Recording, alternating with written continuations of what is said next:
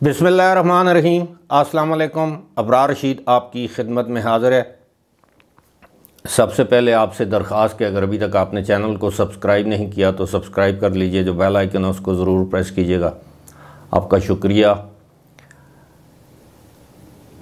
کتنے مقدمات؟ 18 مقدمات اور 32 دن کی راہداری ضمانت ایک رہنما کو دی گئی ہے۔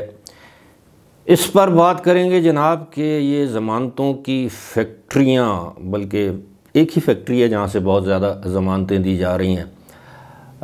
ویسے ضمانت ہر ملزم کا حق ہوتا ہے، اس پر بات کریں گے، لیکن اس سے پہلے دو خبریں، ایک انتہائی اچھی خبر اور ایک انتہائی بری خبر۔ آغاز کرتے ہیں جناب اچھی خبر سے کہ پاکستان کی تاریخ میں پہلی مرتبہ جو پاکستان اسٹاک ایکسچینج ہے، وہاں جو 100 انڈیکس ہے وہ 69,000 کی سطح کو بھی عبور کر گیا، اور آج جب کاروبار بند ہوا تو پاکستان اسٹاک ایکسچینج 69,619 پوائنٹس پر بند ہوا۔ گزشتہ ایک سال کے دوران 30,000 پوائنٹس کا اضافہ ہوا، جو کہ ریکارڈ ہے۔ میرا خیال ہے شاید اگر عالمی نہیں تو ایشیا میں یہ ضرور ریکارڈ ہوگا۔ اس سے یہ ظاہر ہوتا ہے کہ گزشتہ ایک سال کے دوران اسٹاک ایکسچینج میں سرمایہ کاری کرنے والوں کا اعتماد پاکستان میں سرمایہ کاری کے حوالے سے بڑھا ہے۔ آج ایک وقت ایسا بھی تھا جب یہ اسٹاک ایکسچینج کے جو 100 انڈیکس ہے یہ 69,700 پوائنٹس تک چلا گیا تھا، لیکن جب یہ بند ہوا تو 69,619 پر بند ہوا۔ ایک اچھا، بہت مثبت اشارہ ہے۔ اس کی وجہ یہ ہے کہ گزشتہ روز آپ کو پتہ ہے کہ پاکستان کے وزیر اعظم نے سعودی ولی عہد سے ملاقات کی، وہ سعودی عرب کے دورے پر ہیں۔ اس کے مثبت اثرات جو ہیں وہ مرتب ہوئے ہیں۔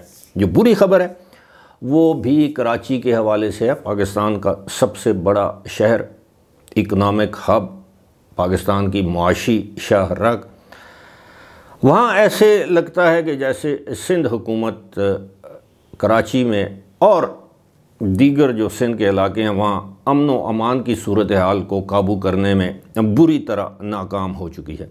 سندھ میں کچے کے ڈاکو ہوں، بتہ خوری ہو، دیگر جرائم پیشہ افراد کی جرائم کی کارروائیاں ہوں، حکومت ناکام نظر آتی ہے۔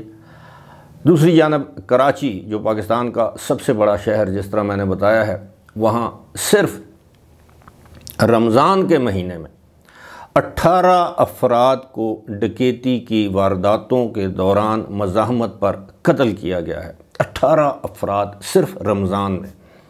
جو زخمی ہوئے ہیں وہ اس سے الگ، جن سے رقم یا دیگر چیزیں لوٹی گئی ہیں وہ وارداتیں الگ ہیں۔ کہا جاتا ہے کہ 1600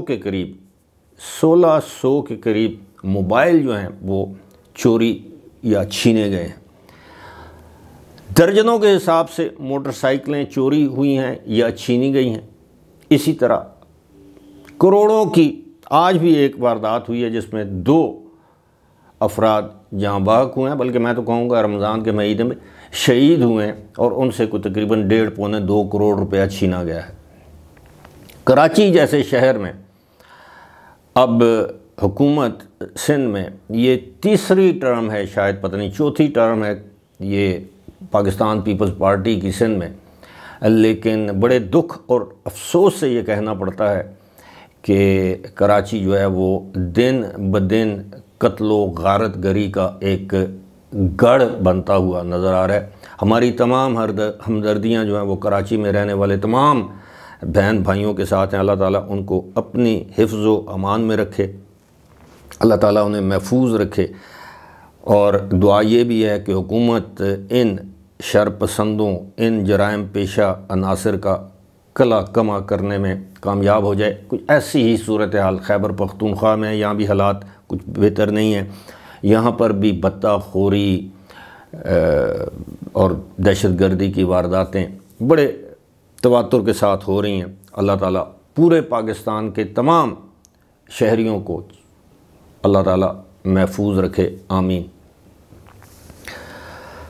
جناب اب آپ سے بات ہوگی وہ جو معاملہ ہے 18 مقدمات اور 32 دن کی ضمانت، اور وہ بھی راہداری ضمانت، راہداری پشاور سے لاہور پہنچنے کے لیے، ٹرانزٹ بیل جسے کہتے ہیں۔ جی ہاں، میاں اسلم اقبال، آپ نے نام سن رکھا ہوگا، آپ جانتے ہیں پاکستان تحریک انصاف کے ایک ووکل رہنما ہیں جن پر متعدد مقدمات ہیں، 9 مئی کے حوالے سے دیگر مقدمات ہیں، کافی عرصے سے وہ روپوش ہیں۔ ایک مرتبہ پہلے پشاور سے انہیں ضمانتیں دی گئیں متعدد مقدمات میں، اس کے باوجود وہ لاہور میں کسی عدالت میں پیش نہیں ہوئے۔ آج ایک مرتبہ پھر پشاور ہائی کورٹ کے ایک جج صاحب نے انہیں 18 مقدمات میں سفری ضمانت دی ہے میاں اسلم اقبال کو، اور تاریخ دی ہے کہ وہ 10 مئی تک وہ متعلقہ عدالت میں پیش ہوں، رجوع کریں متعلقہ فورم سے، اور خبردار کیا اس دوران کہ انہیں گرفتار نہ کیا جائے۔ اب پتہ نہیں، خیبر پختونخوا کی حکومت تو یقیناً ان کو گرفتار نہیں کرے گی، لیکن میرے علم میں نہیں ہے کہ ہائی کورٹ کا یہ حکم پنجاب پر بھی لاگو ہوتا ہے، ہونا تو چاہیے، لیکن کیا میاں اسلم اقبال کو پنجاب میں داخل ہوتے وقت گرفتار کیا جائے گا یا کیا جا سکتا ہے یا نہیں، کسی اور مقدمے میں گرفتار کیا جا سکتا ہے یا نہیں، وقت بتائے گا۔ لیکن ایک بات طے ہے کہ آپ جانتے ہیں گزشتہ تقریباً 1.5 ماہ کے دوران سینکڑوں کی تعداد میں ضمانتیں دی گئی ہیں۔ بہت سے ایسے لیڈر صاحبان ہیں جو کہ پہلے روپوش تھے پشاور ہائی کورٹ کے، وہاں سے دھڑا دھڑ ضمانتیں ان کو دی گئیں۔ جس طرح میں پہلے کہہ چکا ہوں کہ ضمانت لینا ہر ملزم کا حق ہے، ضمانت دینا عدالت کا اختیار ہے، لیکن جس انداز سے یہ ضمانتیں دی گئی ہیں، آپ کو یاد ہوگا ابھی تقریباً 1 ہفتہ پہلے حماد اظہر جو کہ پاکستان تحریک انصاف کے ایک اور رہنما ہیں، ان کو 51 مقدمات میں تقریباً 8 سے 10 منٹ کے اندر اسی طرح ضمانت دی گئی، اور کہا یہ جاتا ہے کہ جج صاحب وہ دیر سے پہنچے عدالت میں، اور جج صاحب ان کا انتظار کرتے رہے یہاں کہ عدالتی اوقات کار ختم ہو گئے تھے، اس کے باوجود انتظار کیا، وہ آئے، ان کو ضمانت دی، اور اس کے بعد انہوں نے حماد اظہر نے پشاور میں پریس کانفرنس بھی کی۔ تو اب ایسی صورتحال میں ایک عام تاثر جاتا ہے کہ شاید پشاور ہائی کورٹ کی جانب سے یہ پاکستان تحریک انصاف کے رہنماؤں کے لیے سہولت کاری کی جا رہی ہے، اور یہ سلسلہ جاری ہے، جبکہ آج ہی پشاور ہائی کورٹ کے سبکدوش ہونے والے چیف جسٹس محمد ابراہیم خان، جو کہ 14 اپریل کو ریٹائر ہو جائیں گے اپنی مدت ملازمت پوری کر کے، وہ جنہوں نے سپریم کورٹ میں خط بھی لکھا تھا اپنی سپریم کورٹ میں تقرری نہ ہونے کا جس میں گلہ یا شکوہ کیا تھا، محمد ابراہیم خان کے اعزاز میں آج ایک فل کورٹ ریفرنس ہوا جس میں انہوں نے کہا کہ اگر اپنے یعنی جج کے حیثیت یا منصب پر بیٹھے ہوئے اگر انہوں نے کسی کی داد رسی نہیں کی تو وہ قیامت کے روز ان سے پوچھ سکتا ہے۔ یعنی ان کا کہنا یہ تھا کہ انہوں نے کوشش کی ہے کہ ہر شخص کو انصاف ملے، کسی کے ساتھ زیادتی نہیں کی، اور محمد ابراہیم خان کے بارے میں عام تاثر یہ ہے کہ وہ ایک انتہائی خدا کا خوف رکھنے والے دیانتدار اور ایماندار جج ہیں۔ بہرحال پبلک پرسیپشن جو ہے وہ کچھ اور ہے، لیکن میں ذاتی طور پر جانتا ہوں کہ وہ واقعی ایماندار اور دیانتدار شخص ہیں۔ باقی سیاست میں سیاسی مقدمات جب آپ سنتے ہیں تو پھر آپ پر تنقید بھی ہوتی ہے، اسی بات کا اظہار آج انہوں نے اپنے خطاب میں بھی کیا کہ انہیں ایک مخصوص سیاسی جماعت کے ساتھ منسوب بھی کیا گیا۔ تو بعض فیصلے آپ ایسے کرتے ہیں جس کے باعث لوگوں میں یہ تاثر جاتا ہے کہ جناب شاید آپ کا جھکاؤ کسی مخصوص سیاسی جماعت کی طرف ہے۔